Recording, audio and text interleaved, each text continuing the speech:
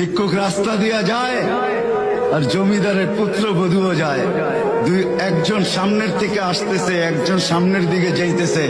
দুইজনের ক্রসিং এর সময় ভিক্ষুকের গায়ের কাদা জমিদারের পুত্রবধূর গায়ে লেগে গেছে। সে দুনিয়া আন্দার করে ফেলছে, স্বামীকে টাইকা নিয়ে আসছে, বলছে এই ভিক্ষুক আমার কাপড় নষ্ট করে দিছে। সে শুধু ভিক্ষুক ছিল না, বৃদ্ধ ছিল।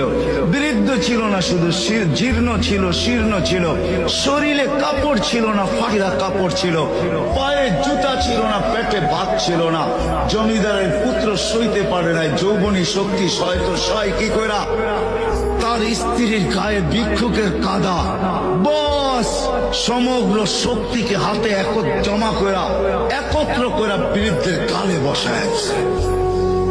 বৃদ্ধ কিচ্ছু বলে নাই, শুধু উপরের দিকে তাকায় দুই তিনটা শব্দ উচ্চারণ করছেন। শব্দগুলা হলো ইয়া মাল্লাহ তারা হলো ওয়ুন, ও আল্লাহ চোখে দেখা যায় না। ও তারা কুল্লা শাই, তুই সব দেখিস। ফারা তারা মা বি, তুই কি দেখিস না আমার সাথে কি ঘটতেছে? এটা কি দেখিস না? বলতে দেরি যুবক, মরতে দেরি হয় নাই। জমিদার চলে আসছে, প্রতিশোধ নিবে।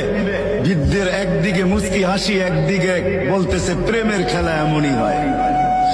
জিজ্ঞাসা করছে কিসের প্রেমের খেলা রে? বলছে ওর প্রেমিকার গায়ে আমার কাদা লাগছে, পায়ের কাদা লাগছে, ও সইতে পারে নাই। যৌবনী শক্তি দিয়ে আমার বৃদ্ধ গালে বসায় দিছে। আমাকেও একজন ভালোবাসে, সেও সইতে পারে না।